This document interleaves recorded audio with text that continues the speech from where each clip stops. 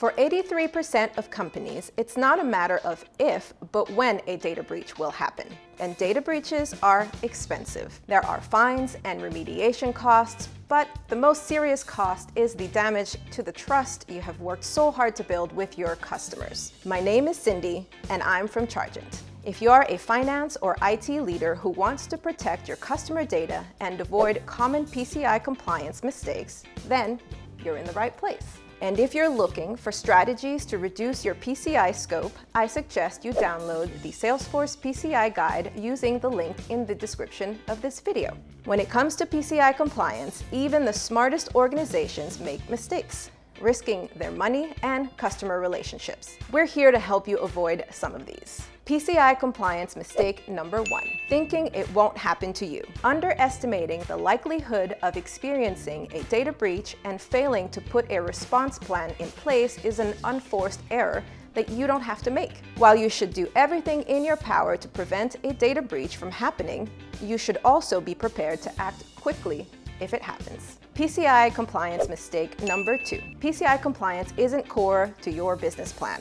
Forward-thinking companies don't just meet the minimum requirements, they turn PCI compliance into a competitive or strategic advantage. It's possible to improve the customer experience while reducing your PCI scope with self-service tools that make it easy for customers to enter their own data whenever possible. Even if you minimize PCI compliance mistakes and are still impacted, the average cost of a data breach is up 15% over 3 years. If this concerns you, check out our easy-to-follow guide that can help reduce PCI scope in Salesforce. Download it now using the link in the description below.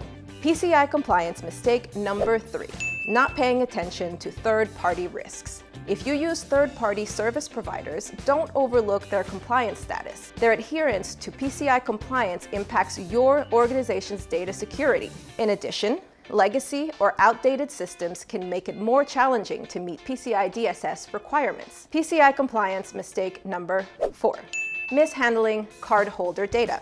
We've seen it all.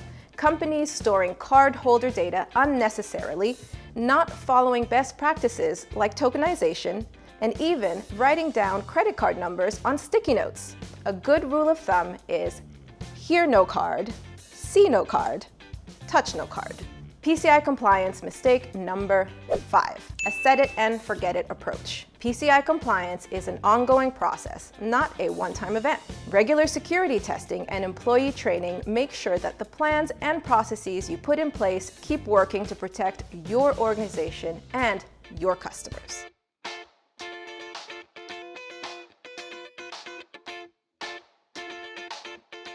Does your organization take payments and care about data protection? Then you need to understand what tokenization is and how it helps you better protect your customers' credit card information. Tokenization is a pretty complex topic, but it also has a pretty simple explanation. My name is Micaiah, and I'm from Chargent. If you have ever wondered what exactly is tokenization, then you are in the right place. Tokenization is a process by which a piece of sensitive information, such as a credit card number, is replaced by a surrogate value known as a token. This helps your organization follow data security best practices and achieve PCI compliance while retaining all essential payment data.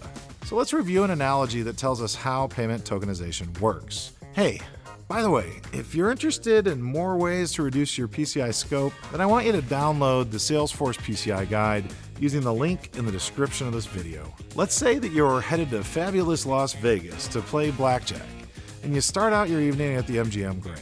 When you sit down at the table, you hand them $100, they hand you back 20 of their $5 chips. And while you're in the MGM Grand, those chips are as good as cash money. Now let's say that after a little while you're winning and you're up to $200, and you decide to walk next door to New York, New York and try your luck there. Now, you may know that New York, New York is actually owned by the same parent company, MGM Resorts. However, your $200 worth of MGM Grand tokens, they're not going to work at the New York, New York. They're only currency at the MGM Grand. If you were to put them on the table at New York, New York, you'd be told that you can't use them to play there. And this is just like tokenization. Tokens are only relevant in the right context, making them of no value to would-be thieves. And while gambling in Las Vegas is encouraged, gambling with your customer data is not. Did you know that the average cost of a data breach is up by 13%? To minimize your risk or the impact of a data breach, we've written an easy-to-follow guide that can help you reduce your PCI scope in Salesforce. Download our Salesforce PCI guide using the link in the description of this video right now. Let's take a deeper dive on tokenization. When taking a payment, you, the merchant, you give your customer's credit card number to a trusted partner.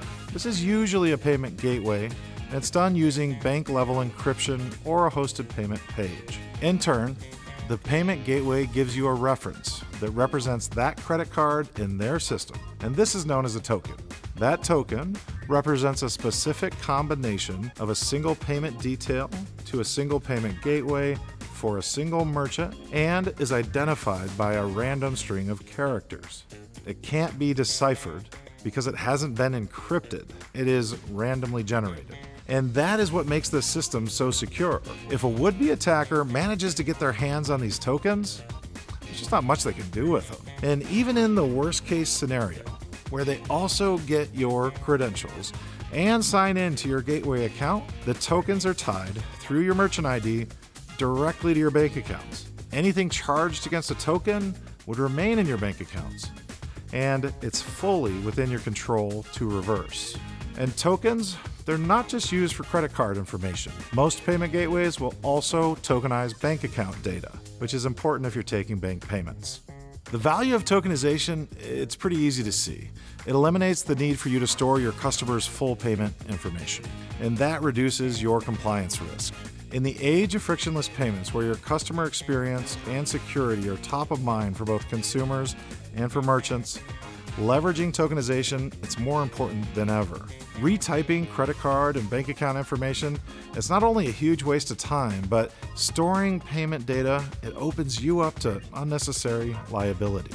And tokenization doesn't just significantly lower your risk of a data breach, it also is an industry standard enforced by the PCI Council for all organizations that take credit cards. It's not impossible to be PCI compliant without using tokenization, but it is much more challenging.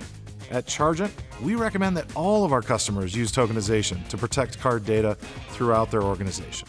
You can leverage our payment console and our payment request features to ensure that your sensitive cardholder data is tokenized. The account number, it's never stored in Salesforce. Our payment methods feature also relies on tokenization to deliver security and business continuity.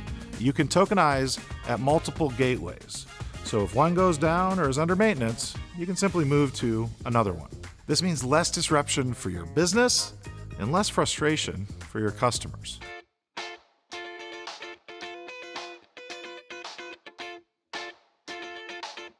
Does your organization store customer payment credentials for future use? If the answer is yes, then you need to watch this video. Visa announced their merchant-initiated transaction and Credential-on-File mandates back in 2016. As of February 2022, they're fully enforced, which means that your organization could get fined for not following the rules. Over the next few minutes, you will learn the top 10 questions that we receive about the merchant-initiated transaction and Credentials-on-File, which is typically known as the MIT COF mandate, and they were issued by the major credit card brands. My name is Micaiah, and I'm from Chargent. If you're a finance leader or an IT leader wondering just what the MIT COF mandate means for your organization, then you're in the right place. Pro tip, learn how to reduce your PCI scope and download our free, easy-to-follow Salesforce PCI guide in the description of this video. All right, question number 1. What is the merchant-initiated transaction and Credential-on-File mandates? Back in 2016, Visa and the other credit card brands, they issued mandates to create some rules of the road, and these mandates apply to all merchants who store customer card data. When your customer types in their credit card information or they push the Buy Now type button, that's a cardholder or consumer-initiated transaction, or in payments parlance, a CIT. Now, if a month later, you, the merchant, use those same payment credentials for another transaction, that new transaction is a merchant-initiated transaction, or an MIT. So let's just review a fairly simple use case. Let's say, for example, you're Netflix and you need to charge a person's card for this month's subscription. Well, that would be a merchant-initiated transaction at MIT, even though Netflix clearly has permission from the cardholder.